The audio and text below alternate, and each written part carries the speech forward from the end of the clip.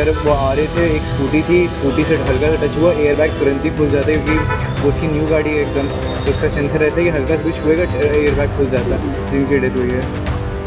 मैं भाई सुरेशनगर से निकला था, अपने घर जा रहा था, गदेड़ा सर्कल से निकला था, निजामपुरा जा रहा था। નમસ્કાર, હું મેહુલ વ્યાસ અને તમે જોઈ રહ્યા છો ધ ગુજરાત રિપોર્ટ। વડોદરામાં 13મી માર્ચે એક નબીરાએ કારથી 8 લોકોને ઈજા પહોંચાડી, એમાં એક મહિલાનું મોત થયું હતું, જે સમાચાર બહુ ચર્ચામાં છે। એમાં નવી અપડેટ એવી આવી છે કે એ જે રક્ષિત હતો ચોરસિયા, જે છોકરાએ, એને કોર્ટે 1 દિવસના રિમાન્ડ આપ્યા, મંજૂર કર્યા છે। અને વડોદરામાં નશો ઉતર્યા બાદ આરોપીએ આખી રાત પોલીસ કસ્ટડીમાં પડખા ફેરવ્યા અને આજે કદાચ ઘટનાનું રિકન્સ્ટ્રક્શન કરવામાં આવશે પોલીસ બંદોબસ્તની સાથે। હવે આજે 13 માર્ચે રાત્રે 11:15 વાગે વડોદરા શહેરના કારલીબાગ વિસ્તારમાં રક્ષિત ચોરસિયાએ કાર બેફામ ચલાવી અને 8 લોકોને અડફેટે લીધા હતા। એમાં એક મહિલાનું ત્યાં સ્થળ પર જ મોત થયું હતું, 7 લોકો ઈજાગ્રસ્ત થયા હતા। આ જે ઘટના છે એની તપાસ કારલીબાગ પોલીસ સ્ટેશને કરી રહી છે। જે રક્ષિત છે એણે 3 ટુ વ્હીલર્સ એટલે કે ટુ વ્હીલર્સ વાહનોને અડફેટે લીધા હતા, હવામાં ફંગોળ્યા હતા અને એની અંદર આખી એનો વિડીયો સોશિયલ મીડિયા પર વાયરલ થયો જ છે, તમે જોઈ પણ શકો છો। એમાં રક્ષિતની બાજુમાં એક પ્રાંશુ કરીને એનો ભાઈબંધ બેઠો છે। કારમાંથી જેવું એક્સિડન્ટ થાય છે એટલે આગળનું બોનેટનો ભાગ આખો કચડાઈ ગયો છે અને એમાંથી કારમાંથી ઉતરીને એણે રક્ષિતે શેનો નશો કર્યો છે ખબર નથી પડી, પણ ફૂલ નશામાં છે। મોટે મોટેથી મહાદેવ હર મહાદેવ, ઓમ નમઃ શિવાય ને આવું બધું બોલ્યા કરે છે અને કોઈક છોકરીની વાતો કરતો ને કોઈ કાકા ને એવું બધું બોલતો હોય છે। પછી લોકોએ એને મેથી પાક ચખાડ્યો અને પછી એ પોલીસ સ્ટેશનમાં ગયો એટલે એનો નશો બધો ઉતરી ગયો। પણ બહુ મજાની વાત એ છે કે આ આખી ઘટનામાં રક્ષિત જે છે એને મીડિયા સમક્ષ પોતાનો ખુલાસો કરવાનો, પોતાનો બચાવ રજૂ કરવાનો પોલીસે મોકો આપ્યો। હવે આ ખરેખર તો આમ જોવા જઈએ તો કાયદાની રીતે પોલીસ કોઈ આવા આરોપીને સીધા મીડિયાની સામે ઊભા નથી કરતા, પણ આ કેમ કર્યું એ ખબર નથી પડી રહી।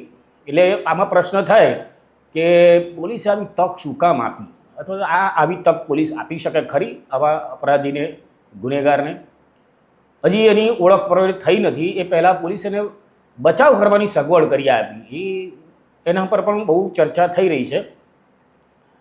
એણે એ કહે છે કે વિડીયોમાં કહે છે કે મેં ભાંગ પીધી હતી, કેટલાક લોકોનું કહેવું છે કે એણે કોઈક ડ્રગ્સનો નશો કર્યો હોય, કોઈકનું માનવું છે કે એણે દારૂનો નશો કર્યો હોય, પણ હજી કશું જ સત્ય બહાર નથી આવ્યું। એ પહેલાં કારલીબાગ પોલીસ જે છે એ બહુ જ એના પર મહેરબાન થઈ ગઈ, એના માટે વ્યવસ્થા કરી આપી કે મીડિયા કર્મીઓ એને કહી શકે, એ બિચારો એની સામે માફી માંગી શકે। એટલે આ પોલીસે જે આ કામગીરી કરી એનાથી એ જે રક્ષિત છે જેણે 7 લોકોને ઈજા પહોંચાડી, એક મહિલાને મોતને ઘાટ ઉતારી, એ બિચારાએ પોતાની ખુલાસો રજૂ કર્યો કે બહુ મારો વાંક નથી, મારી ભૂલ થઈ ગઈ છે। તમે સાંભળી લો એ શું કહી રહ્યો છે। सर मैं सुरेशनगर से अपने घर वापस आ रहा था, मेरे फ्रेंड की गाड़ी थी। क्या हुआ था? सर वो आ रहे थे, एक स्कूटी थी, स्कूटी से हल्का सा टच हुआ, एयर बैग तुरंत ही खुल जाता है क्योंकि वो उसकी न्यू गाड़ी है एकदम, उसका सेंसर ऐसा है कि हल्का सा कुछ हुएगा एयर बैग खुल जाता है। एयर बैग खुल गया, फिर आगे कुछ दिखा नहीं और डिग्रेड हो गई गाड़ी। मुझे पता ही नहीं है क्या हुआ गाड़ी को। उसके बाद क्योंकि सीधे पुलिस वाले इधर ले आए थे, वहाँ पे लड़ाई हो गई थी, वहाँ पे ये सब जो दिख रहा है वो लड़ाई की वजह से हुआ। वहाँ से हम लोग फिर वापस आ गए इधर ही। सर मैंने इसलिए मैं ये सब बोलूँ कि ताकि लोग दूर भागे थोड़ा। हाँ, तो क्या रक्षित बोल रहा था। हाँ। ओम नमः शिवाय बोल रहा था मैं। हाँ। ऑटोमेटिक गाड़ी भी चला जाऊँ, लेकिन उसका स्पोर्ट्स मोड मेरे से नहीं हो पाया। सर ये सब अब सिर्फ बहाना है और कुछ नहीं हो सकता है। मेन जिनकी लाइफ गई मुझे वो बहुत मैटर करता है और बहुत ज़्यादा मुझे बुरा लगा। 60 आराम से। सर मैं पहले सबसे पहले उनकी फैमिली से भी तुरंत तत्काल प्रभाव से मिलना चाहूँगा जिनकी डेथ हुई है। मैं भाई सुरेशनगर से निकला था, अपने घर जा रहा था, गदेड़ा सर्कल से निकला था, निजामपुरा जा रहा था। अच्छा, वहाँ क्या करने गए थे? वहाँ यहाँ अपने फ्रेंड को ड्रॉप करने गए थे हम लोग, होली का दहन देखने गए थे। किसका घर है? ये एक फ्रेंड का घर है। હવે જે આ તો એ ઓટોમેટિક કાર અને રસ્તામાં ખાડો હતો અને એના કારણે એ બધી વાહિયાત વાતો કરી રહ્યો છે રક્ષિત.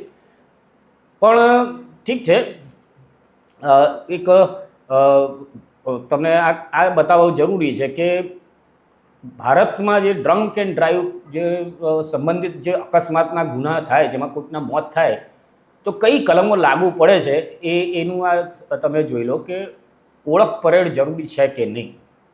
જો આરોપી જાણીતા ન હોય અને સાક્ષીઓને તેને ઓળખવાની જરૂર હોય તો CRPCની કલમ 9 હેઠળ ઓળખ પરેડ જરૂરી થાય છે. પરંતુ પોલીસ આરોપીને સીધા જ મીડિયામાં મૂકવો એ યોગ્ય નથી. સુપ્રીમ કોર્ટ અને હાઈકોર્ટના ઘણા ચુકાદાઓ મુજબ તપાસ દરમિયાન આરોપીને મીડિયામાં જાહેર કરવું તેનો અધિકાર સામે છે, તેના પર નકારાત્મક અસર પડી શકે છે. અને નોર્મ્સ ઓફ મીડિયા ટ્રાયલ મુજબ આરોપીને ન્યાયિક પ્રક્રિયા પૂરી થાય ત્યાં સુધી દુષ્કર્મી ઠરાવવાનો અધિકાર માત્ર કોર્ટને છે.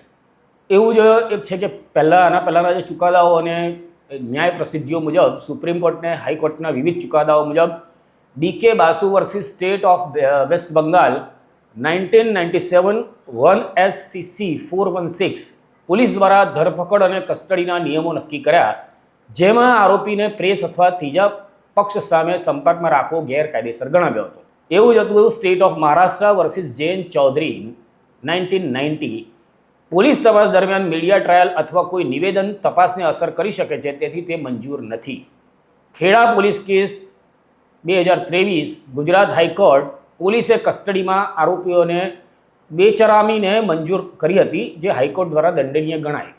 એટલે આ કાયદેસરની વાત છે. એની સામે વડોદરાની જે કાડલીબાગ પોલીસ છે એ રક્ષિતનું રક્ષણ કરવા માટે કેમ આટલી બધી તળપાપડ થઈ એ પ્રશ્નાર્થ કરવા જેવો વિષય તો છે.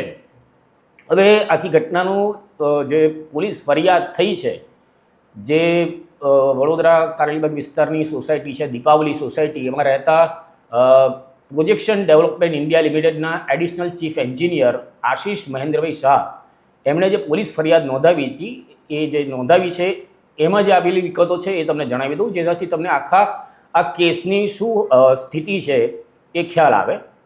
એ ફરિયાદમાં કહેવાયું છે કે ગત તારીખ 13 માર્ચ 2025ના રોજ રાતના 11 વાગ્યાના સુમારે હું અને મારી પત્ની નિશા, મારા 2 બાળકો રેન્સી અને જૈમી, અમે 4 જણા આંટો મારવા નીકળ્યા હતા.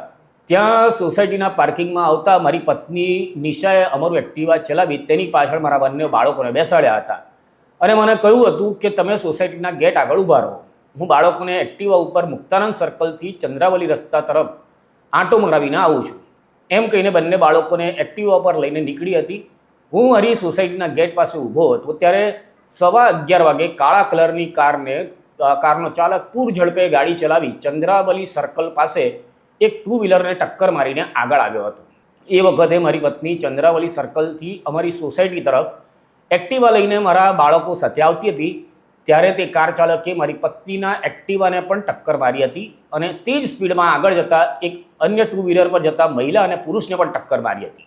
ત્યારબાદ એક્ટિવા પરથી સૌપ્રથમ મારી દીકરી રેન્સી નીચે પડી ગઈ, ત્યારબાદ મારો દીકરો જૈમી નીચે પડી ગયો અને મારી પત્નીની એક્ટિવા ગાડી સાથે ટક્કર માર્યા બાદ બીજા 2 વ્હીલર પર મહિલા અને પુરુષ જતા હતા તેને ટક્કર મારી હતી. ત્યારબાદ કારનું આગળનું બોનેટ ખુલી ગયું હતું અને કાર અચાનક ઊભી રહી ગઈ હતી, જેથી આજુબાજુના લોકો ત્યાં આવી ગયા હતા અને તેમાંથી કોઈએ 108 એમ્બ્યુલન્સને ફોન કરતા એમ્બ્યુલન્સ આવી હતી અને એમાં બેસાડી સયાજી હોસ્પિટલ ખાતે લઈ ગયા હતા. એ વખતે કાર ચાલક અને તેની બાજુની સીટમાંથી એક ઈસમ કારમાંથી બહાર નીકળ્યો હતો. તેઓ બૂમાબૂમ કરતા હતા. એ વખતે પબ્લિકે કારના ચાલકને પકડી પાડ્યો અને બાજુમાં બેઠેલો ઈસમ કારમાંથી ઉતરી ભાગી ગયો હતો. કારનો નંબર GJ06RA6879 હતો. મારી પત્ની તથા મારા 2 બાળકોને સયાજી હોસ્પિટલમાં દાખલ કરવામાં આવ્યા. એ વખતે મારી પત્ની નિશાને માથાના થાપા અને જમણા પગે ગંભીર ઈજા પહોંચી હતી. મારી દીકરી રેન્સીને માથા અને બંને પગના ઘૂંટણના પાછળ અને આંખ ઉપર ગંભીર પ્રકારની ઈજાઓ પહોંચી હતી, જ્યારે મારા દીકરા જૈમીને માથા, જમણા હાથ, જમણા પગે અને પીઠના પાછળના ભાગે ઈજા થઈ હતી. કાર ચાલકે મારી પત્ની પહેલાં 2 વ્હીલરને ટક્કર મારતી, એમાં હેમાલીબેન પુરવભાઈ પટેલનું મોત થયું હતું અને તેમની સાથે તેમના પતિ પુરવભાઈ પટેલને ગંભીર પ્રકારની ઈજાઓ પહોંચી હતી અને સયાજી હોસ્પિટલના ICUમાં દાખલ કરાયા છે. તેઓ મારી પત્ની નિશા અને મારા બાળકોને વધુ ઈજા થતાં હું તેમને સન ફાર્મા રોડ પર આવેલી ઝાયડસ હોસ્પિટલ ખાતે વધુ સારવાર અર્થે લઈ ગયો હતો. આ ઉપરાંત 2 વ્હીલર ગાડીમાં સવાર વિકાસ અજીતભાઈ કેવલાનીને જમણા હાથ, મોઢા અને ખભા પર ઈજાઓ થઈ છે. જયેશ અનિલભાઈ કેવલાનીને જમણા પગે ઢીંચણથી નીચેના ભાગે ફ્રેક્ચર થયું છે. કોમલબેન અજીતભાઈ કેવલાનીને જમણા પગ અને માથાના ભાગે ગંભીર ઈજાઓ પહોંચી છે અને ખાનગી હોસ્પિટલમાં સારવાર અર્થે લઈ ગયા છે.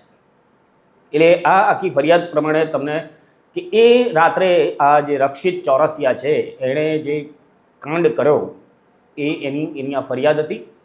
હવે આ જે પછી પોલીસે કારની જે ઉતરી ગયો હતો એનો ભાઈબંધ પ્રાંશુ રાજેશભાઈ ચૌહાણ એને પણ પકડી લીધો હતો અને એ બંનેઓને રક્ષિતની સામે તો સાપરાધ માનવવધનો ગુનો દાખલ કર્યો છે અને તેની સામે BNSની કલમ 105, 281, 125A, 125B, 324(5) આ મુજબ ગુનો નોંધીને વધુ તપાસ શરૂ કરી છે.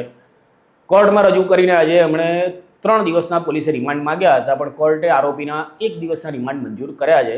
હવે આજે એનું એ ઘટનાનું રિકન્સ્ટ્રક્શન કરવામાં આવશે ત્યાં લઈ જઈને. અને પણ આ બધી વાતની અંદર હજી સુધી એ સપાટી પર આવ્યું નથી કે રક્ષિતે ખરેખર શેનો નશો કર્યો હતો. જે હશે તે તમને જણાવીશું.